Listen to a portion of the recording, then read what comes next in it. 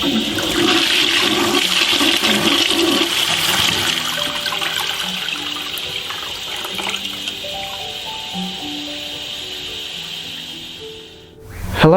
my name is Nick.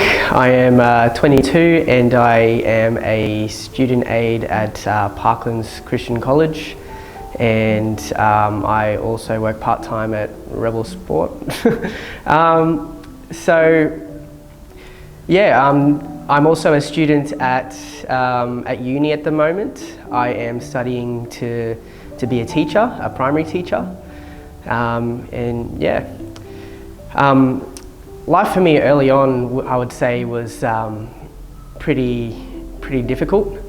I was pretty much, just trying to understand life in a way that everyone else was, and just trying to live and understand what the purpose of life was at the same time from a young age. And it's been a journey since then, and I've definitely seen God move in my life when I didn't know God at the time.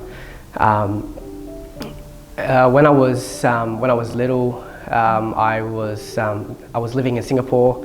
I was born in Singapore, and I was over there for pretty much 7 years of my life. I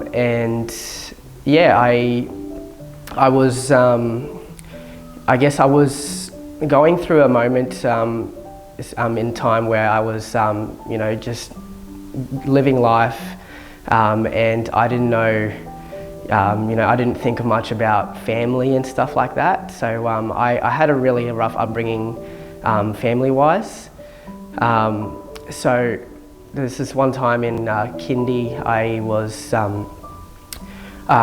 just in class like usual, and I get called out to the front of the reception, and I was like, okay, what's going on? And I was eating my bowl of porridge at the time in class, and just doing my own thing, and I get called out to reception, and then there's this guy standing in front of me, and I was just like, who is this guy? And he starts bawling his eyes out, and I just didn't know what was going on, and I just thought it was all so weird and bizarre. Like, as young as I was probably only like 4 or 5, I'm pretty sure. I just didn't understand what was going on, and I found out that he like, talking to him, I found out that he was my biological father, and I didn't know what that meant at that time. Like, I didn't know what that meant, that he was my dad. I didn't even know, what a family was at that time. I only had my mum and my sister at the time, he was bawling his eyes out in front of me, and I was just so confused in the moment, and just trying to, I guess, understand what was going on. By the time my bus head came, he walked me into the van, and it was time for me to go home. And as I was sitting in the van, and the van took off, I had to witness him walking with the van, crying his eyes out, and that was pretty much the only memory I've got of my biological father. I don't really remember his face. I just remember the moment, and it doesn't bring me a lot of hurt nowadays, but to think about it, it is it's something a kid shouldn't ever go through. From an early stage, I went through a hard time just trying to understand the family side of things. So and when I got home that day, I told my mum I seen this guy, and he said that he was my dad, and my mum lost it, and she was like, what?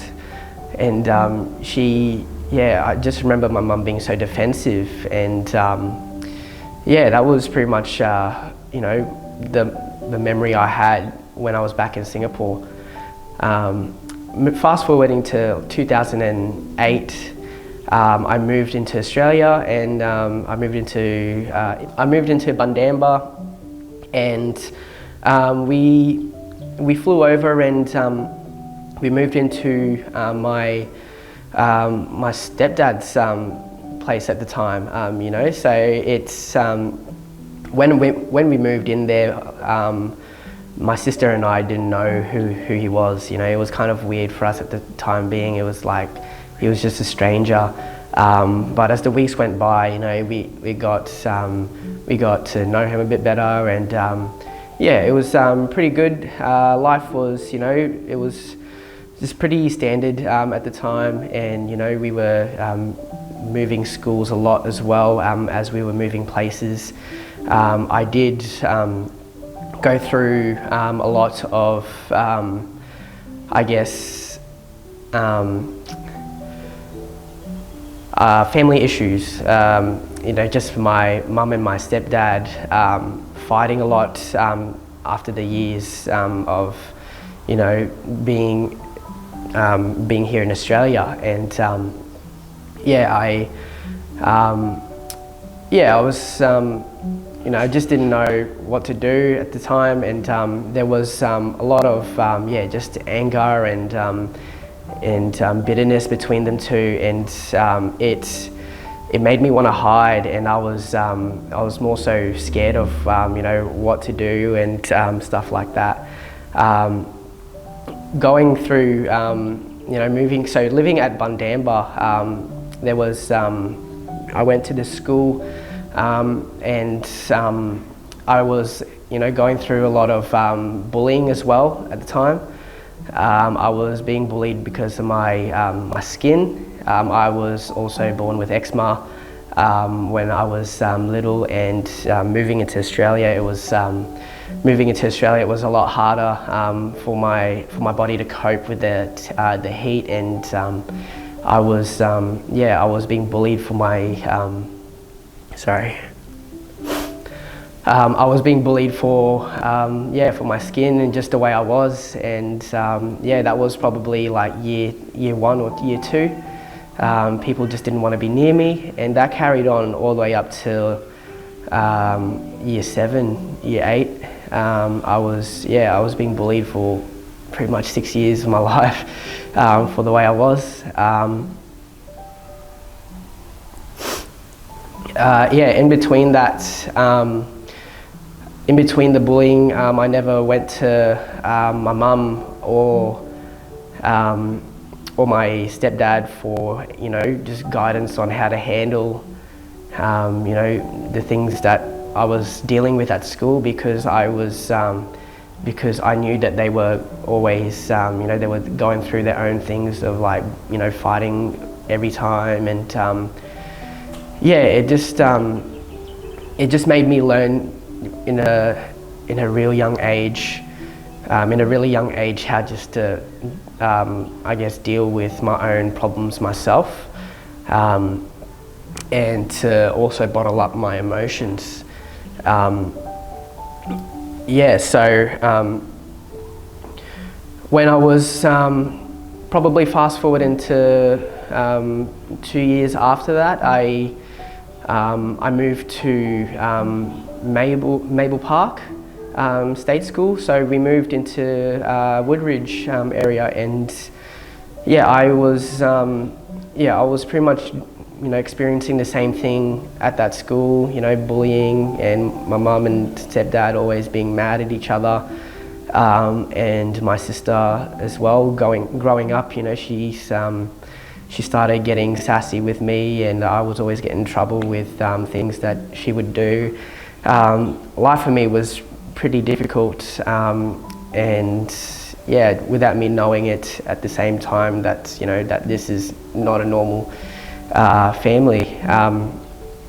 So yeah, just going through the motions of growing up, especially moving into high school, I had to experience my mum and my stepdad breaking up. They were together since 2008, and they split up in 2016. And I I lost a father figure in my life, you know, and it was a very painful journey for me to get over, because yeah, like growing up I never had a father, and when we moved into Australia, like he was the only one that's had you know, been supportive of me. And yeah, despite like everything going on prior to that, it was a pretty hard moment for me to wrap my head around. And yeah, that was where my mental health started going downhill. You know, I was just I think I was probably only like 15, and yeah, I was just going through a lot of you know, just anger and bitterness from my mum as well, lashing out towards my sister and I, because of everything going on. And at the time I didn't realise it, and you know, that she was depressed, and she was you know, going through a hard time, and in between that she was you know, seeing other guys, and just it made me feel uncomfortable that she was seeing you know, all these other guys, and you know, bringing them into our home. But I did understand you know, that she was going through a place of hurt, and you know, that was just how, you know, she got her validation. It was through men just at the time. So it was, yeah, it was hard for me to witness that, you know, coming from my mum. And I was, sorry, through year 10, you know, halfway through my high school years, I moved schools again, and I you know, I felt like I lost a big place. I felt like I lost a lot of friends, because growing up I struggled, you know, to make friends as well. I struggled to build friendships with people because of how different I was. So year 10 I also you know, felt like I lost everything when I moved schools. I had moved to Park Ridge State High School, and I was surrounded with a lot of people who were you know, just very worldly, and at the time I didn't know it. I didn't even know God at this time. You know, I was surrounded with people who were doing drugs, alcohol, and just, you know, living a very worldly life, and I was exposed to a lot of sexual immorality, you know, from being there. And at the time I knew right from wrong. You know, I was also getting caught up with you know, the parties that they would invite me to, and just you know, just trying to get to know people, just trying to be friends with everyone. And I was getting caught up with all of that, and I knew deep down that I wasn't filling a void in my heart, and I would still be unhappy. I was seeking joy, and you know, seeking joy in the wrong places. It was through people who were addicted to drinking and doing drugs, and I was, yeah, and I just knew deep down it wasn't right. And fast forward through year 12, my last year of school, I was here, and you know, I was still at Park Ridge, and you know, just another day at school. It was a Friday morning, and I was walking off my bus, heading towards one of my classes. I had to be at class early, I'm pretty sure, that day, and there was a bunch of people making pancakes in the morning, Friday morning, and this guy, his name's Jackson, and he pulled me over and he was like, "Oh, hey, I like your shoes." He complimented me on my shoes, and I was just like, "Oh yeah, thanks." And you know, and we started talking a bit more, and my friends eventually came over because he seen me talking to some other guy, and he hands out these little flyers inviting us to it's like a youth outreach night, and I thought nothing of it, but I did take it and I kept it. And I think it was that night I messaged one of my friends and I asked her, "Oh, what are you doing tonight?" And she was like, "Oh, I'm just gonna have dinner." And then I pretty much asked her if she wanted to come to this outreach with me. I didn't think much of it at the time. I just thought of, you know, music and lights and just a massive gathering, and we ended up going. And I remember wrapping up that night and just thinking, wow, this was awesome. You know, like my friend and I was just like, yeah, this loud music and everything. It was pretty awesome, but we didn't really recognize at the time that it was, you know, glorifying God. It was an outreach for us to know God, and we walked out of that place just thinking it was just a big event. But something made me want to come back to this youth. Something made me want to, you know, just to understand what that whole big lights and music thing was about. So I came back. So I came back to youth, just a normal youth event, the next Friday, and I remember coming back here for the 3 Fridays straight, and I was picked up by a friend named Levi. He was a youth leader here as well, and I was messaging him. He was keeping in contact with me at the time, and he had been, you know, just helping me out and just getting to and from youth events. And it was the 3rd youth night I came here. I didn't know what was going on. You know, I still didn't know what youth was at the time, and I just remember crying my eyes out you know, during the worship. I just remember bawling my eyes out, and I didn't know why I was crying.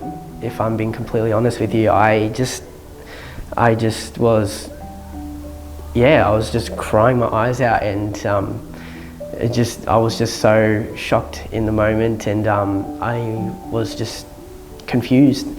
That's all I can really put it. Yeah, it was a weird moment for me, and I just remember everyone, like the youth kids, looking at me like what's going on with him, and that was where I had the youth leaders pray for me at the time, and I was still going through the, you know, motions of life straight after that. Like I, you know, was dealing with a lot of mental health issues, and just trying to wrap my head around the whole youth thing, just how to, and trying to wrap my head around just, you know, school with everyone that's, you know, just, you know, the worldly side of things. And yeah, so my last year of school, I was still going through the motions of life, even after that encounter. You know, of just me bawling my eyes out at the church, at the youth night, and I didn't know what it meant, but I was crying. I was sorry.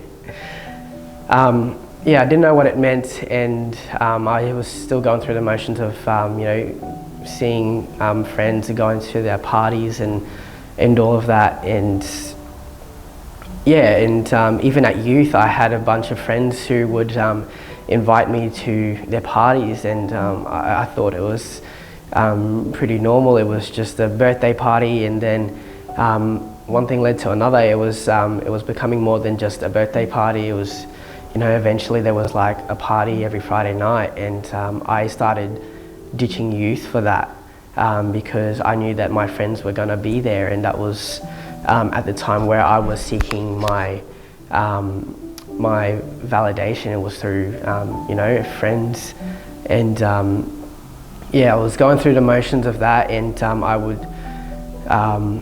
leave the Friday nights, you know, just feeling, you know, like it was fun, but it wasn't, you know, I just still felt empty deep down.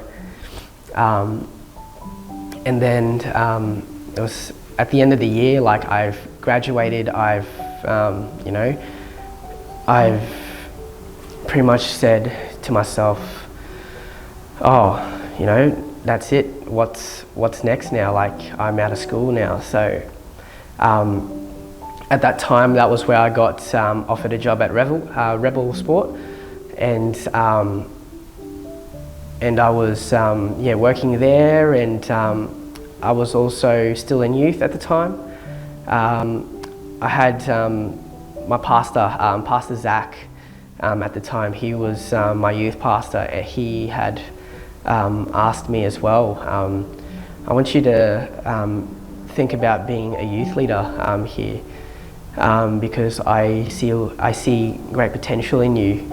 And he seen a side of me that I never did, and he told me to think about it. He gave me 2 weeks to think about it and to pray about it, and I definitely went away, and I didn't pray about it once.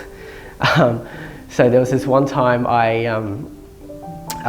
so after the 2 weeks he was coming over to pick me up, and I remember sitting at the edge of my bed. I'm like freaking out because I didn't make a decision about whether I wanted to be a youth leader or not. So I sat at the edge of the bed, and I just remember praying, and I just I asked God. I was like, God, I just pray that you speak to me, and you know, that you tell me what you want me to do. And I remember hearing you know, it's time for a change. It's time for something new. And it was weird to hear something like that, because I was also hesitant to become a youth leader, because it was stepping out of my comfort zone. I didn't know what to expect. I didn't know what it meant to have this role, but I said yes to it anyway. So yeah, the car ride to youth, I remember talking to Zach, and I told him, yes, I want to do this. And yeah, ever since I've been a youth leader. I've been a youth leader for maybe 2-3 years now, and it's been the greatest decision of my life. I've found a sense of leadership in me that I never thought I had, and it was something that Zach had always seen in me. So yeah, it was a pretty good time. Yeah, so during that time, yeah, I was you know, I was still going through the motions of life, just what it meant to be a youth leader, what I wanted to do after finishing school, because I was also working as a landscaper at the time, and it was pretty draining. I was in it for the money, I'd say. I was working most weeks. I was working 5 to 6 days, and it would be 10 to 12 hour shifts. I would start at 6 o'clock in the morning, finish at 6 p.m, and that took a toll on my mental health. I was seeing the money at the time. I was getting up to $1,500 cash in my hand, and in return it was my mental health. I lost that, and I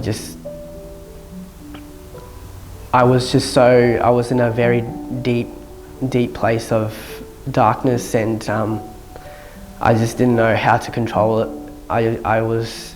It was also almost like I was paranoid, and yeah, I just started forgetting a lot of things, and just started to forget the little things, you know, just where I put my phone or where I left this, when did I do this last.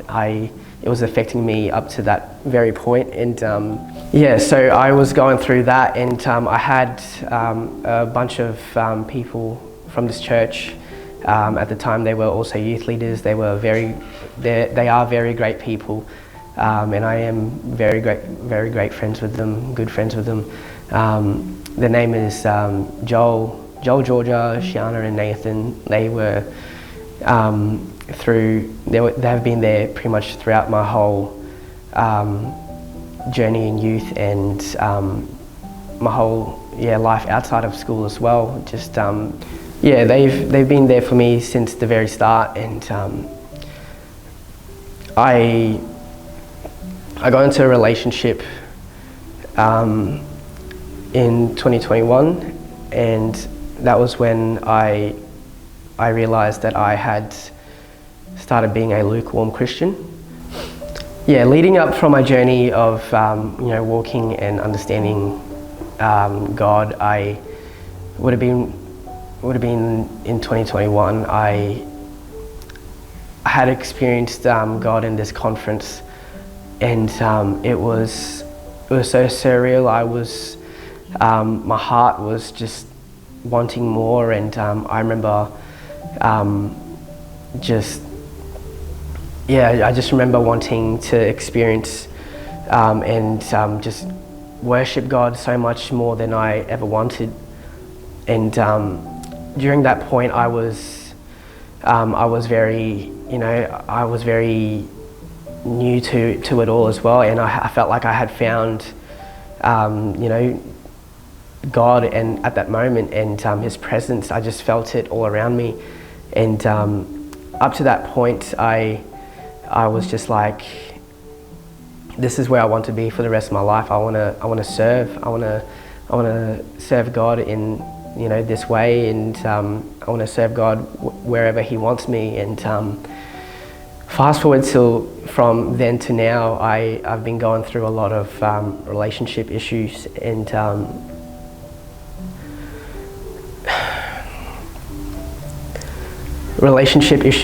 housing issues. In 2021, I actually had been kicked out of home.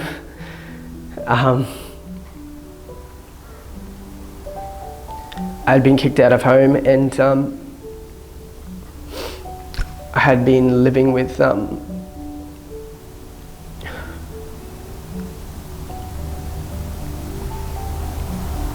I'd been kicked out of home, and I've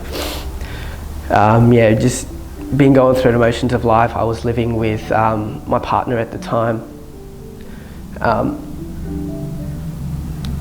and the past 2 years, you know, had been great. And I had recently gone through a breakup, and going through that breakup, I've seen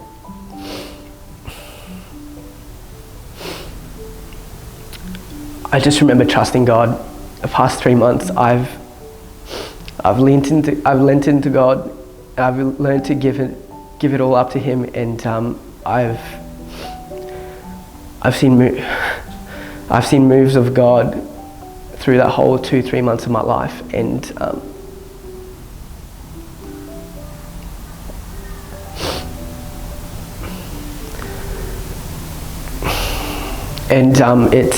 it's been the greatest thing, because up to this point, I've never felt God as much as I ever had in my life. I've never seen Him move in my life so much that I have had in the past 2-3 months, and I've found, up to this point, I have found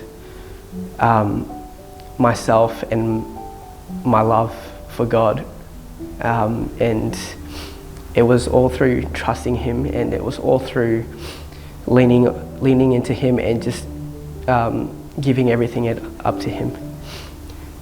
And I'm still on that journey, but the past 2-3 months has been where where I've seen God move the most in my life.